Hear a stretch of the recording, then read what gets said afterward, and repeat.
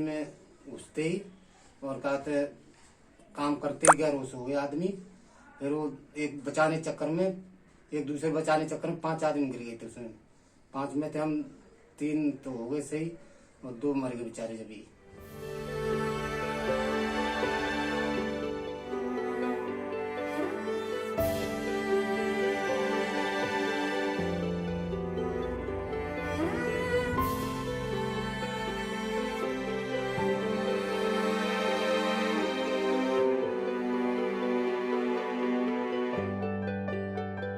तो हमने 2-3 घंटा काम करा उसमें।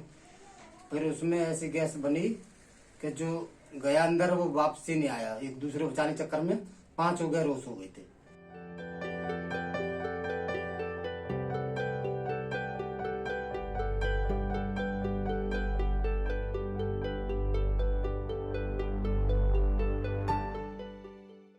मैं दूसरी जगह नाले पे काम कर रहा था, वहां से बुलाकर मुझे निकालने के लिए कहा उससे। मैं निकालने अंदर गया, वो लड़का डेड हो चुका था, पूरा यानी मर चुका था। मैं उसे निकालने की कोशिश कर रहा, मैं बेहोश हो गया। मुझे पता नहीं चला क्या हुआ क्या नहीं हुआ। वो इधर हेड द्वारा एडमिट करा, पता नहीं किसी ने करा किसी ने, हेड वालों ने बड़ा हॉस्टल में एडमिट करा। वहाँ रहा मैं 10-12 दिन। मुझे कुछ नहीं पता था कि घर की स्थिति क्या है क्या नहीं। घर वाले कई दफे मेरे साथ ऐसा लगा कि जैसे मर चुका हूँ मैं। आज तक मैं उधर होश में ढंग से नहीं आया था, हर 10-12 दिन तक।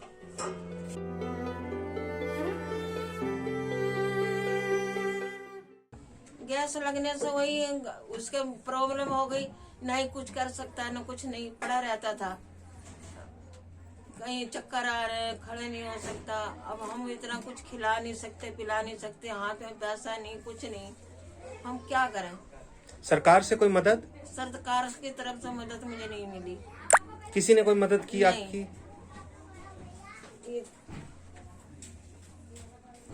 सरकार की तरफ से कोई मदद नहीं? जी नहीं। तो सरकार को कहना चाहते हैं आप? अब सरकार को कहना चाहती हूँ कि आज अब मेरा बच्चा ऐसा उस हालत में है, जो उसके बच्चे भी हैं, अब क्या करे, कौन देगा उससे रोटी।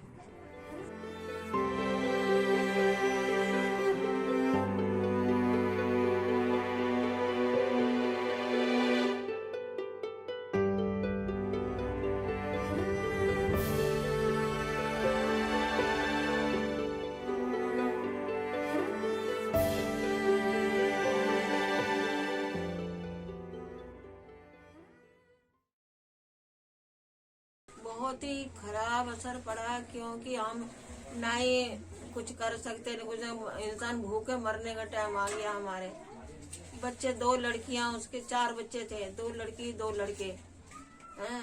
किसी तरह से उनका अभी लड़के का कुछ नहीं हो बेचारे का करा, लड़कियों का आर्या एक समाज में शादी की, किसी तरह से गरीबी हालत में हैं। और अब बेटा ये है कि हमारा कोई देखने वाला न सुनने वाला, जो करने वाला उसको कर नहीं सकता, उसको चक्कर आते हैं, उसको बीमार रहता है। मैं क्या करूं।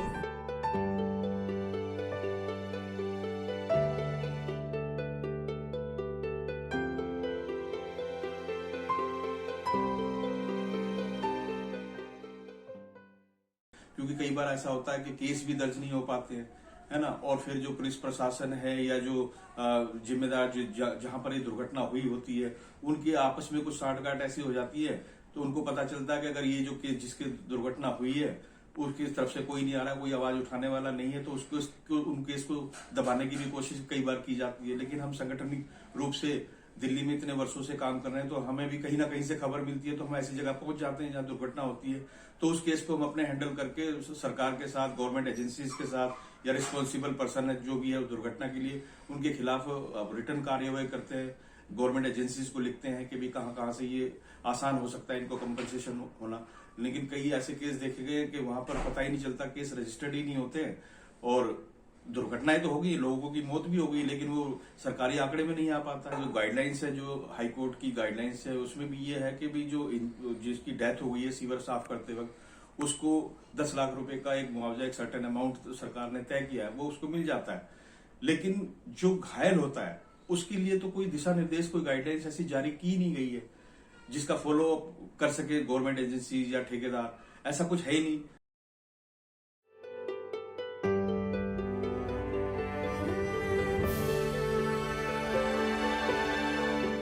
ठेकेदारी में काम करने वाले जो ठेकेदार हैं या जो गवर्नमेंट एजेंसी जिनको ठेका देती है, वो ये दोनों मिलकर एक ऐसा नेक्सस बना हुआ है कि इसमें सीधा सीधा लेबर जो है वो पिस रहा है, उसको किसी भी प्रकार की सुविधा नहीं मिल रही है, ना उसको प्रॉपर मिनिमम वेज मिल रहा है, ना उसको ESI कार्ड की फैसिलिटीज है, ना उसका इंश्योरेंस है ना।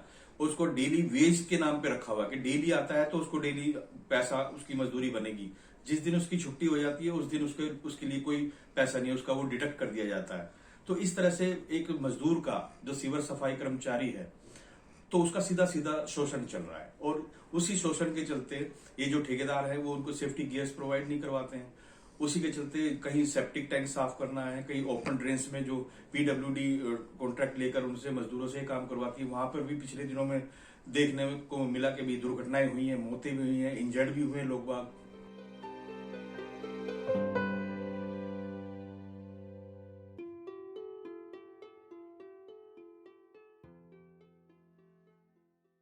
कुछ मदद नहीं मिली दादा जी, कोई मदद नहीं मिली सर? सरकार से हमें कोई मदद नहीं मिली, कोई पूछने भी नहीं आ गया हमें सर यहाँ।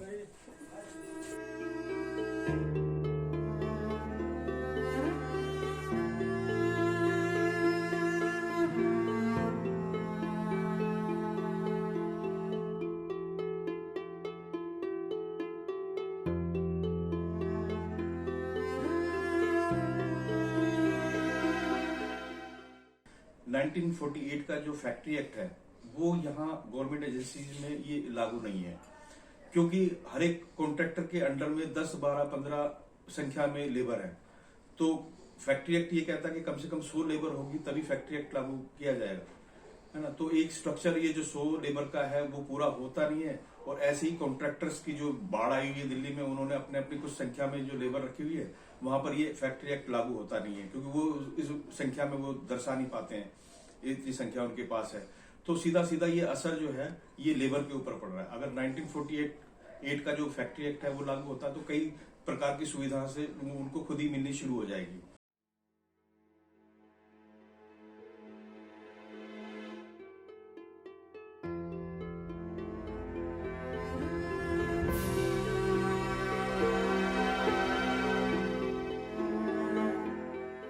हेल्पर ही करता हूँ, POP की सफेदी का काम।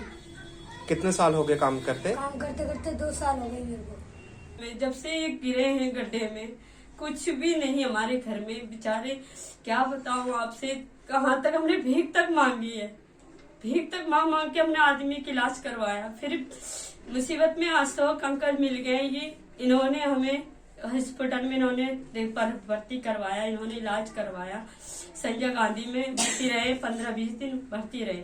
फिर अब मेडिकल में इलाज चला इनका, अब मेडिकल से इलाज हो रहा है, मगर इनको कोई फायदा नहीं है उसमें। हमें बस इतनी मदद मिल जाए। हमारे छोटे छोटे बच्चे हैं, सारे हमारे पल जाए, बहुत छोटे छोटे हमारे बच्चे, और कुछ नहीं चाहिए हमें सबसे।